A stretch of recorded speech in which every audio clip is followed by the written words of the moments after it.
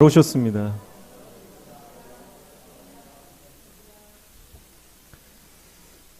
오늘 예배 가운데 하나님 주시는 기쁨이 우리 심령에 회복되기를 축복합니다. 무너진 우리 마음이 하나님의 말씀으로 다시 회복되기를 축복합니다. 하나님께서 우리에게 소망과 기쁨을 허락해 주실 것입니다. 세상에서 얻을 수 없는 놀라운 기쁨과 인생으로부터 받을 수 없는 놀라운 위로를 하나님께서는 하늘로부터 우리에게 공급해 주시는 분입니다. 우리가 전심으로 하나님을 예배할 때 하나님께서 하늘의 문을 열어주실 줄로 믿습니다. 출애굽기 21장 오늘 12절부터 27절 읽었는데요. 21장 36절 오늘 마지막 절까지 이 말씀을 한번 살펴보도록 하겠습니다. 폭행에 관한 법, 그리고 사람이 죽었을 경우와 다쳤을 경우 여러 가지 그런 삶의 실생활에 관한 법들을 오늘 말씀을 하고 있습니다. 먼저 12절부터 17절에는 사형에 해당하는 죄들을 말씀하고 있습니다.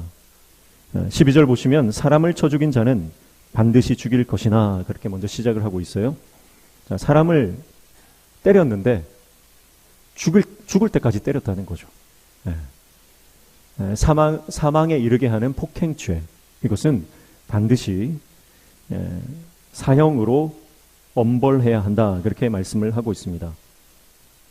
여기에는요, 홧김에 분노하여 죽인 고살이나 원한이나 어떤 앙심을 품고 계획적으로 죽인 모살 같은 것들이 포함된다고 볼 수 있습니다. 이런 사람들은요, 반드시 사형입니다. 그러나 13절부터 보면 고의적으로 한 것이 아니면 이제 면책권을 줄 수 있는 예외 조항이 등장을 하고요. 만약에 고의라면 그것이 어떤 경우이든지 반드시 죽여야 된다. 14절이죠. 사람이 그의 이웃을 고의로 죽였으면 너는 그를 내 제단에서라도 잡아내려 죽일지니라, 그렇게 말씀을 하고 있습니다. 자, 그러니까 계획적으로, 고의적으로, 의도적으로 사람을 죽였다 그러면 그는 반드시 사형에 처하게 되는 것입니다. 의도를 보는 거죠. 법은 의도를 중요하게 생각합니다. 그래서 오늘날 법도요, 이게 폭행치사냐, 과실치사냐, 그 의도성에 의해서 형량이 달라지는 것을 볼 수가 있거든요. 그래서 만약에 고의로 사람을 죽이게 했다라면 그 사람은 반드시 사형에 처하게 되는 것입니다. 그리고 15절에 보면 자기 아버지나 어머니를 치는 자는 반드시 죽일지니라 그랬습니다. 자, 부모를 폭행하는 죄는 사형이다, 그렇게 언도하시죠. 17절에도 동일합니다. 자기의 아버지나 어머니를 저주하는 자는 반드시 죽일지니라. 부모를 멸시하고 경멸하며 욕하는 자들도 반드시 사형이다, 그렇게 말씀하고 있습니다. 부모를 때리는 자, 그런 자는 반드시 사형에 처해야 된다고 말하는데요. 이거 좀 심한 것 아니냐, 그렇게 생각할 수 있겠지만 하나님께서 원칙을 주셨죠. 10계명을 주셨습니다. 그 10계명의 4계명부터 마지막 10계명까지는 이웃에 관한 법이라 그랬죠. 그 중에서 5계명이 뭡니까? 부모를 공경하라. 그 다음이 뭐예요? 6계명이 살인하지 말라예요. 살인보다 더 강력한 법이에요. 그게 이웃을 향한 첫 번째 법입니다. 부모를 공경하라. 그러니까 부모를 멸시하고 부모를 함부로 대하는 사람은 사형에 처하는 것이 하나님의 법입니다. 그리고 18절에 보면 16절이죠. 16절에 보면 사람을 납치한 자가 그 사람을 팔았든지 자기 수하에 두었든지 그를 반드시 죽일지니라, 그렇게 말합니다. 자, 사람을 납치한 사람, 인신매매를 한 사람은 반드시 사형에 처한다, 그렇게 말씀을 하고 있어요. 그러니까 사형에 처하는 죄는 총 3가지로 볼 수 있습니다. 첫 번째는 사람을 고의적으로 죽인 사람, 그리고 두 번째는 부모 폭행죄, 부모를 저주하는 죄를 지은 자, 그 사람은 반드시 사형입니다. 그리고 사람을 납치한 인신매매범은 반드시 사형에 처한다, 그렇게 말씀을 하고 있습니다. 자, 그리고 18절부터 27절까지는 이제 동해 복수법, 동해 동영법을 말씀을 하고 있어요. 18절, 19절 보면 사람이 서로 싸우다가 하나가 돌이나 주먹으로 그의 상대방을 쳤으나 그가 죽지 않고 자리에 누웠다가 지팡이를 짚고 일어나 걸으면 그를 친 자가 형벌은 많아되 그간의 손해를 배상하고 그가 완치되게 할 것이니라. 그렇게 말하죠.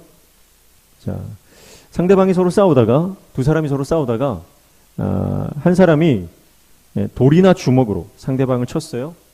기절을 했든지 아니면 몸져 눕게 됐습니다. 그런 경우에 죽지 않았을 경우에는 어떻게 하느냐? 그 모든 손해를 배상해야 된다. 그렇게 말합니다.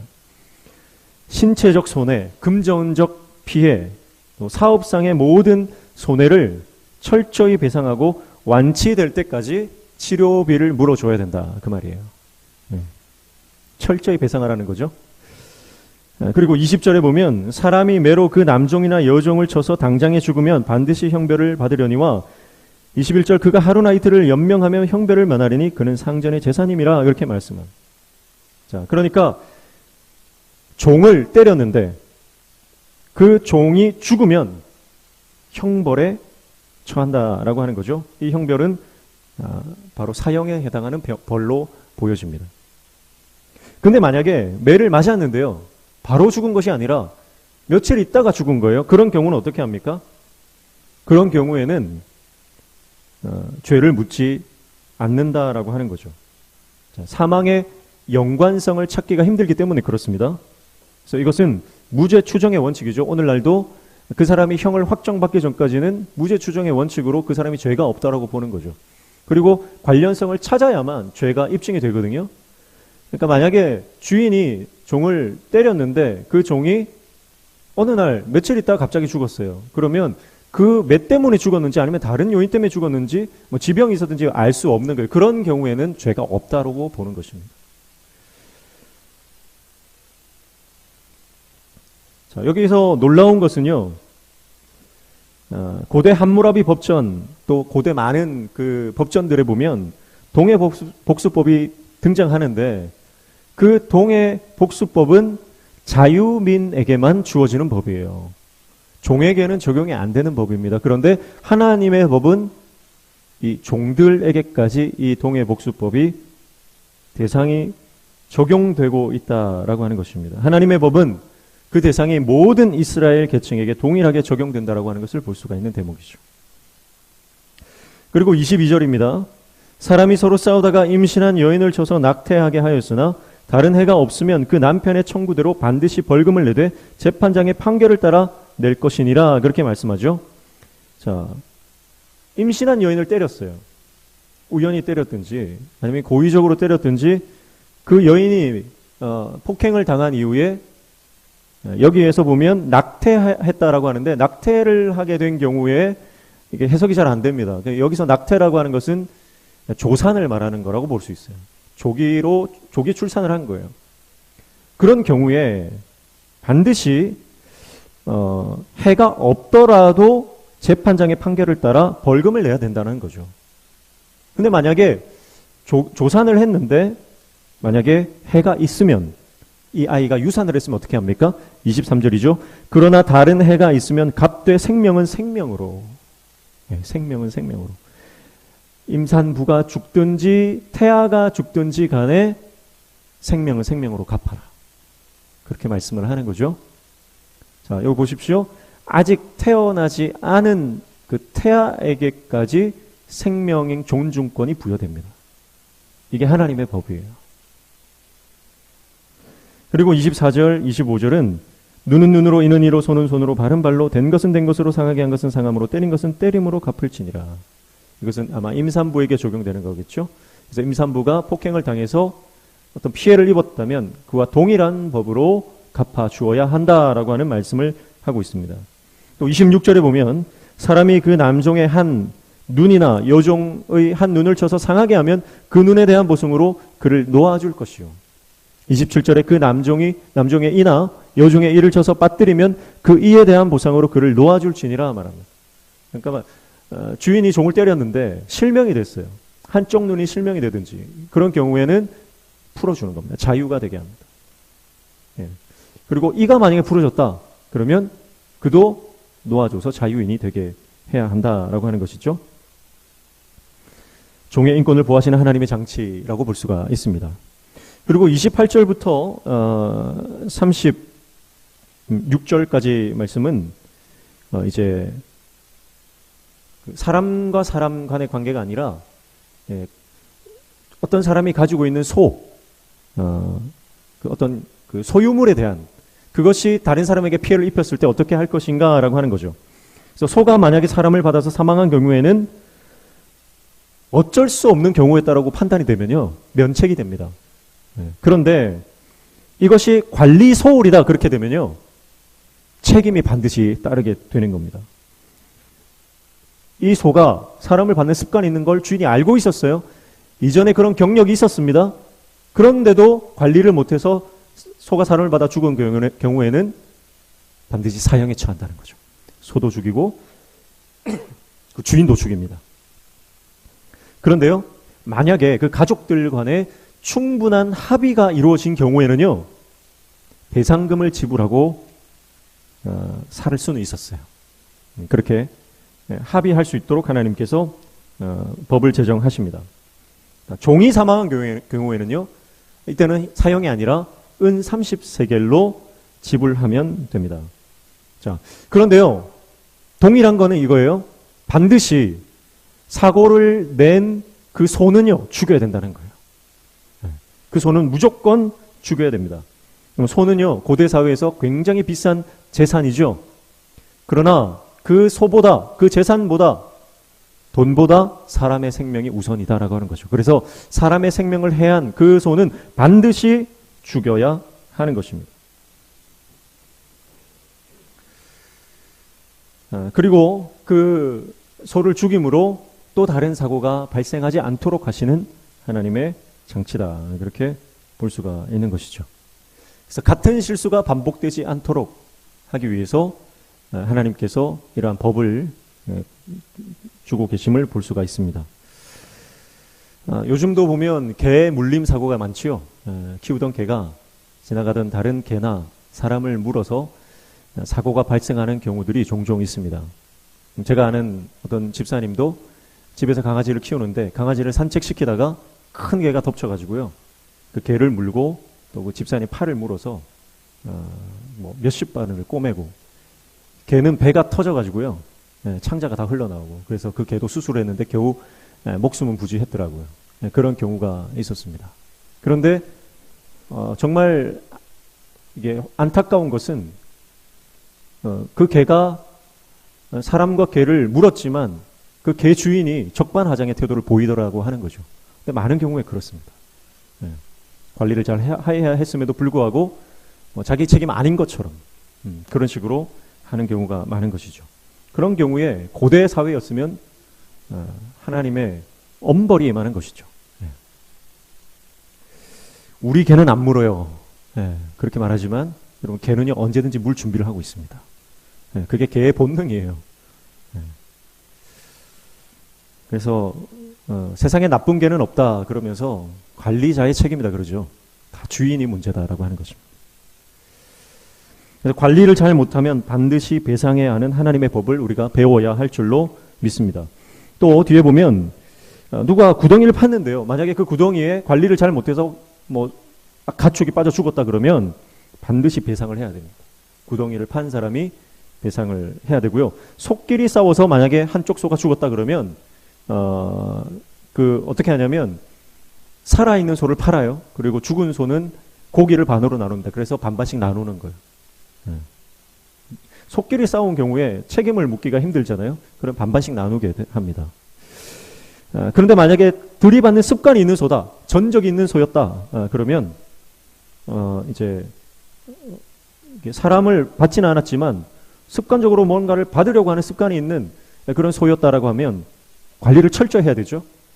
사고가 발생하지 않도록. 그런데 관리를 소홀히 해서 만약에 그렇게 된다면 책임이 따릅니다. 그래서 죽은 소를 자기가 갖고요. 산소를 줘야 됩니다. 그렇게 하나님의 법이 규정을 하고 있는 것을 볼 수가 있습니다. 그래서 오늘 말씀에 보면 반드시 사형에 처해라. 그리고 똑같은 방법으로 갚아줘라. 이렇게 하나님께서 엄격한 법을 주고 계시는 것을 볼 수가 있는데요. 하나님께서 왜 이렇게 생명은 생명으로, 눈은 눈으로, 이는 이로, 손은 손으로, 소위 동해동영법, 복수법을 말씀하고 있는 것일까요? 통쾌하게 복수하라, 그런 뜻일까요? 당한 만큼 돌려줘라, 그런 뜻일까요? 아니요, 그런 뜻이 아닙니다. 여러분, 동해복수법으로 복수하면 통쾌할까요? 당한 대로 돌려주면 우리의 마음이 위로를 받고 편안해지나요? 여러분, 그렇지 않습니다. 사람의 본성은요, 하나를 당하면 열을 갚아줘야 직성이 풀리는 거예요. 그게 인간의 악한 본성입니다. 때때로 이 영화 같은 걸 보면요, 누가 우리 집안의 한 사람을 해해서 사망에 이르게 되면 찾아가서 일족을 멸해버립니다. 그래야 분이 풀리는 게 우리 인간의 본성인 거예요. 그래서 하나님께서 이 복수법을 주시는 이유는요, 과도한 복수를 방지하기 위한 법이라고 볼 수 있습니다. 당한 만큼만 갚아줘라. 이거는요, 당시의 고대 사회 이스라엘 공동체를 유지하고 지켜가시기 위한 질서로서 주어진 것입니다. 하나 당했다고 복수를 하다 보면요, 그 복수가 끝이 없어집니다. 그리고 복수를 하면 또 다른 복수가 이어져서 악순환의 고리가 이어지는 것이죠. 그래서 하나님은 과도한 복수를 하지 마라. 그렇게 공동체의 질서를 유지하기 위하신 법이다. 이게 첫 번째 의미라고 볼 수 있습니다. 그리고 두 번째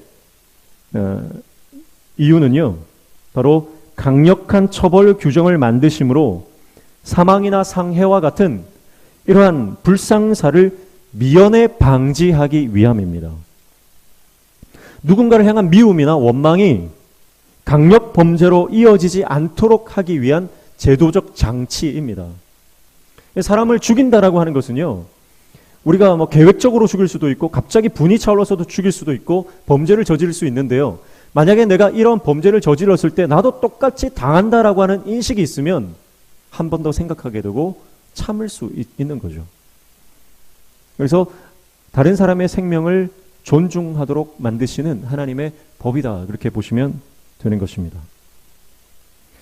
여러분, 법 없어도 나는 살 수 있다, 이런 사람이 있지만 사실은 우리 인생은 법 없이는 살 수가 없는 겁니다. 특별히 우리 영혼의 문제에 있어서는 하나님의 법 없이 우리가 인생을 하나님 뜻대로 살 수가 없습니다. 하나님의 법이 반드시 필요합니다. 이 법이 곧 말씀이고 말씀은 곧 예수 그리스도이십니다. 여러분, 말씀 없이도 살 수 있다 생각하는 것이 가장 어리석은 인생이에요. 말씀 없이는 우리가 살아갈 수 없습니다. 왜냐하면 이 말씀이, 이 법이 우리를 지키기 때문에 그렇습니다. 내가 말씀을 지키는 게 아닙니다.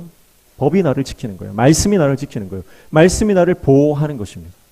그래서 이 법 안에 있을 때, 예수 그리스도 안에 있을 때 우리는 하나님의 보호를 받게 되는 것이죠.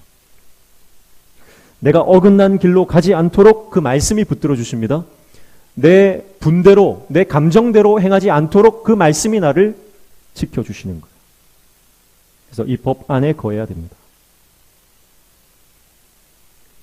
말씀 안에 늘 머무르는, 예수 안에 거하는 하나님의 종 되시기를 주님의 이름으로 축복합니다. 그리고 세 번째 의미는요, 생명을 존중하고 사랑하라는 것입니다. 여러분, 하나님께서 살인하지 말라, 간음하지 말라, 이 금지 규정을 주시는 것은요, 단순히 살인하지 않는 삶을 살아가는 것, 단순히 간음하지 않는 삶을 살아가는 것, 단순히 다른 사람의 것을 탐내고 도둑질하는 삶을 살아가지 않는 그 정도의 소극적인 삶을 말씀하는 게 아닙니다. 살인하지 말라라고 하는 이 계명 속에는 생명을 사랑하라라고 하는 적극적인 하나님의 명령이 그 안에 들어있는 것이죠. 그래서 예수님은 마태복음 5장에 이렇게 말씀합니다. 마태복음 5장 21절에 옛 사람에게 말한 바 살인하지 말라 누구든지 살인하면 심판을 받게 되리라 하였다는 것을 너희가 들었으나 나는 너희에게 이르노니 형제에게 노하는 자마다 심판을 받게 되고 형제를 대하여 나가라 하는 자는 공회에 잡혀가게 되고 미련한 놈이라 하는 자는 지옥불에 들어가게 되리라 말씀합니다.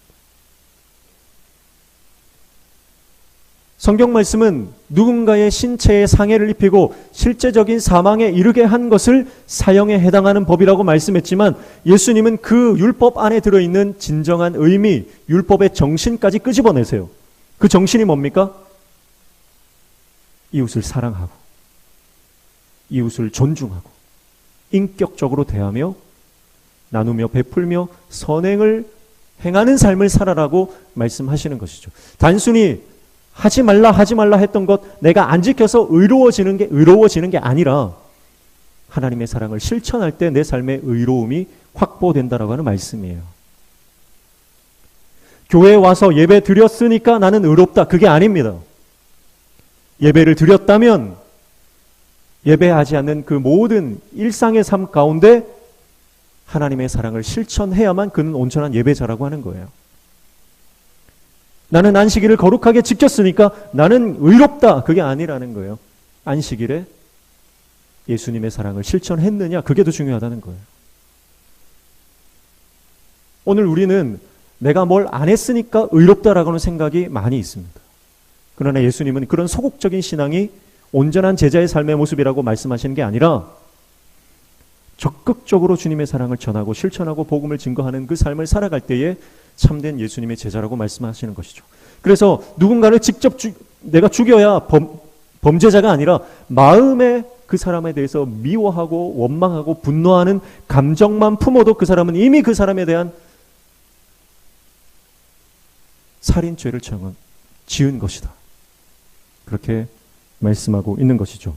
그래서 예수님은 뭐라고 말씀하십니까? 마태복음 5장 23절 이하에 보면 그러므로 예물을 제단에 드리려다가 거기서 내 형제에게 원망 들을 만한 일이 있는 것이 생각나거든 예물을 제단 앞에 두고 먼저 가서 형제와 화목하고 그 후에 와서 예물을 드리라. 그렇게 말씀합니다. 하나님 앞에 예배 드리러 가기 전에 내가 다른 사람을 미워하는 마음이 그대로 있는 상태로 하나님 예배하지 말라는 거예요. 먼저 용서를 구하라는 거예요. 여러분 잘잘못 따지라고 예수님 말씀하시지 않으셨죠? 우리는 누가 잘했느냐 잘못했느냐 누가 죄인이고 누가 의인이냐 이거 가르는데 우리는 시간을 많이 씁니다. 그러나 예수님은요 누가 잘못했는지 잘잘못 따지라고 전혀 말씀하지 않았어요. 네가 먼저 용서를 구해라. 네가 먼저 찾아가서 화해해라. 그것이 하나님의 뜻이다라고 말씀하는 것입니다. 무슨 말이에요? 악순환의 고리를 끊으라는 거예요. 여러분 우리가 신앙생활하면서 교회 안에서도 이런 감정적인 악순환의 고리가 얼마나 많은지 모릅니다. 내 편이 아니라서 내 마음을 몰라줬다고 내 마음에 어려움을 줬다고 그 사람을 여전히 미워하고 여전히 그 사람을 싫어하고 여전히 배척하는 경우가 많죠. 그러나 예수님은 말씀합니다. 그 모든 감정의 악순환, 관계의 모든 악순환의 고리를 먼저 끊어라. 그 사람이 먼저 용서를 구하면 용서의 조로가 아니에요. 누가 잘했든지 잘못한지를 떠나서 그 사람에게 내가 먼저 화해를 요청하라고 말씀하고 있는 것입니다. 그것이 바로 십계명의 살인하지 말라라고 하는 계명의 본 뜻이다라고 하는 거죠. 그렇지 않다면 우리는 여전히 마음으로 살인죄를 범하고 있는 그런 끔찍한 죄인일 뿐이다라고 하는 것이죠. 내가 아무리 목사요 장로요 내가 아무리 교회를 오래 다니고 모태신앙이고 많은 일들을 한다고 해도 내 안에 여전히 미움과 원망과 분노와 이 악한 감정들이 차 있다면 나는 여전히 살인자다. 그것이 율법의 참된 의미라고 하는 것입니다. 사랑하는 성도 여러분, 오늘 저와 여러분의 삶을 통해서 모든 깨어진 관계가 회복되어지는 역사가 일어나기를 축복합니다. 어쩌면 가정 안에도 그럴 수 있죠. 부모를 향한 원망, 아버지나 어머니를 향한 미움과 모든 악한 감정들이 있을 수 있고요. 자녀를 볼 때도 그런 감정이 있을 수 있고 우리 집안 식구들을 볼 때 여전히 속이 뒤집어지고 내 마음이 너무너무 어려운 경우가 있습니다. 그러나 주님 말씀하십니다. 그 모든 원망과 미움과 분노의 감정을 십자가 밑에 내려놓고 먼저 용서하고 먼저 손을 내밀고 그를 안아줘라 말씀하시는 거예요. 그때 모든 악순환의 고리는 끊어지고 우리 안에 놀라운 용서와 화목의 은혜가 임한다라고 하는 것입니다. 우리 모든 가정과 우리 교회 공동체가 그렇게 아름다운 공동체로 회복되어지는 역사가 일어나기를 주님의 이름으로 축복합니다. 그리고 오늘 본문에서요, 가장 주목해야 하는 부분이 한 가지 있는데 그 부분은 바로 21장 13절 말씀입니다. 13절 말씀 다시 한번 읽어볼게요. 만일 사람이 고의적으로 한 것이 아니라 나 하나님이 사람을 그의 손에 넘긴 것이라면 내가 그를 위하여 한 곳을 정하리니 그 사람이 그리로 도망할 것이며 그렇게 말씀합니다. 자, 고의로 죽인 것이 아니라 실수로 그 사람이 죽었을 때입니다. 예를 들면 성경에도 나오죠. 도끼질을 했는데 도끼질 하다가 갑자기 날이 빠져서 옆에 있는 사람이 맞아 죽든지 하는 그런 경우예요.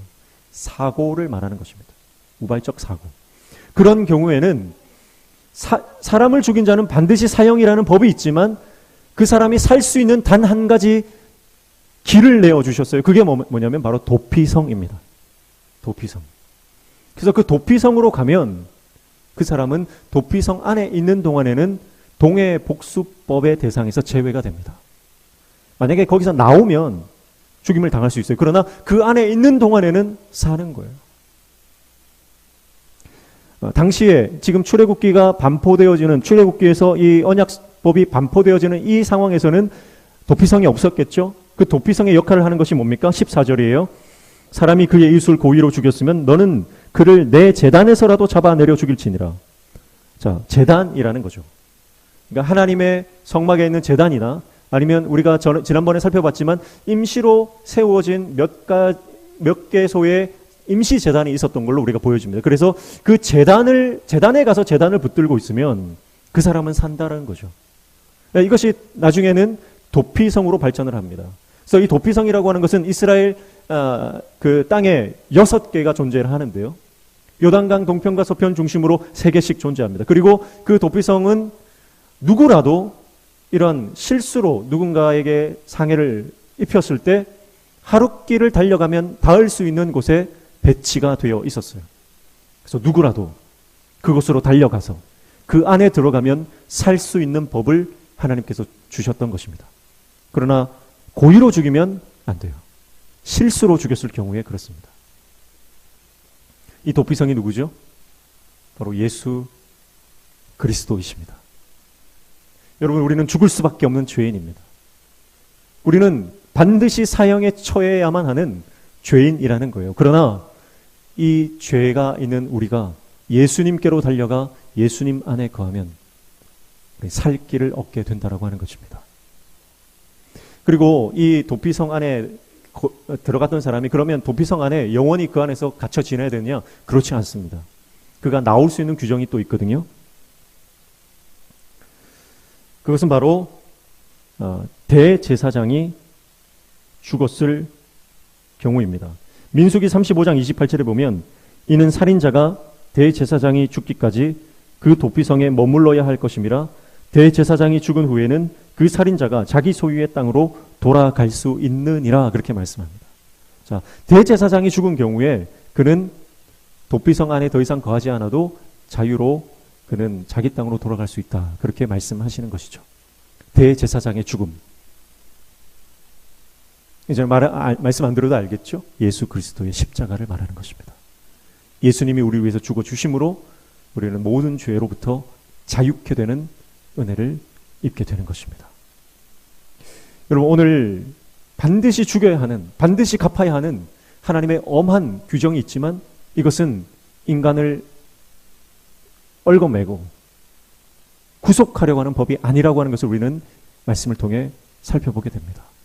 도리어 더 사랑하는 법이고 더 공동체를 아름답게 유지하는 법이다라고 하는 것이죠. 그리고 더 나아가서 영적으로 우리를 살리는 법이다라고 하는 것입니다. 그리고 이 법은 바로 예수 그리스도이십니다. 그래서 예수님께 우리가 붙들리면, 주님이 우리를 붙잡아 주시면 우리가 어떤 죄인이든지 간에 우리는 생명을 얻게 되고 구원을 받게 되는 것입니다. 그 주님 안에 우리는 안전한 것입니다. 출애굽기의 이 언약법 안에 예수 그리스도가 예표되어 있다는 놀라운 사실을 우리는 발견하는 것이죠. 여러분, 오늘 우리 인생 가운데 여전히 역사하시고 여전히 우리를 사랑하시며 우리를 위해서 일하시는 이 하나님을 날마다 발견할 수 있는 저와 여러분 되시기를 축복합니다. 하나님께서 우리에게 법을 주시는 이유는 우리를 지키시고 보호하시고 용서하기 위한 법이다라고 하는 거죠. 이게 율법의 핵심입니다. 예수님께 달려가십시다. 그리고 그분을 붙잡읍시다. 아니, 예수님께 달려가면 그분이 우리를 붙잡아 주십니다. 그리고 우리를 용서하시고 회복시켜 주실 줄로 믿습니다. 마태복음 8장에 한 나병 환자가 나오죠. 이 나병 환자는 사람들 앞에 나아갈 수 없는 자였습니다. 그러나 예수님께 달려 나아갈 때에 거기에만 희망이 있는 줄 믿었습니다. 그래서 죽음을 무릅쓰고 예수님 앞으로 나아갔습니다. 나병 환자는 사람들이 있는 곳에 갈 수가 없어요. 사람들이 자기에게 다가오려고 하면 나는 부정하다 그렇게 외치며 사람들과 거리를 둬야 하는 그런 삶을 살았습니다. 그러나 그는 돌에 맞아 죽는 한이 있더라도 나는 예수님을 만나야 하겠다라고 하는 간절한 믿음으로 주님 앞에 나아갔습니다. 그가 예수님께 달려 나아갔을 때에, 그리고 예수님과 눈이 마주치고 예수님과 손이 맞닿았을 때에 그의 인생은 회복되기 시작한 것입니다. 예수님은 그에게 손을 내미시고 그를 껴안으시고 그를 즉시 고치시고 말씀 안에 거하라 명하시며 예수님을 증명하는 삶을 살아라고 하는 제자의 사명을 그에게 주셨습니다. 예수님을 만났을 때 그 나병 환자는 완전히 변화되었어요. 여러분, 오늘 저와 여러분도 주님 앞에 나아갈 때에 주님이 우리를 회복시키시고 고치시고 사명 주시는 놀라운 은혜를 경험하게 될 줄로 믿습니다. 예수님 안에만 자유가 있습니다. 그 자유를 이번 한 주 동안 마음껏 누리며 그 주님과 동행하는 복된 삶을 살아가시기를 주님의 이름으로 축복합니다. 기도하겠습니다. 우리를 구속하고 속박하기 위해 주신 법이 아니라 우리의 삶을 더욱더 자유케 하기 위한 하나님의 법을 우리에게 주신 줄 깨닫게 하시니 감사합니다. 이 법 안에서, 이 예수님의 말씀 안에서 더욱 사랑하며 용서하며 하나님의 법에 순종하며 나아가는 말씀의 사람 되게 도와 주시옵소서. 예수님의 이름으로 기도하옵나이다. 아멘.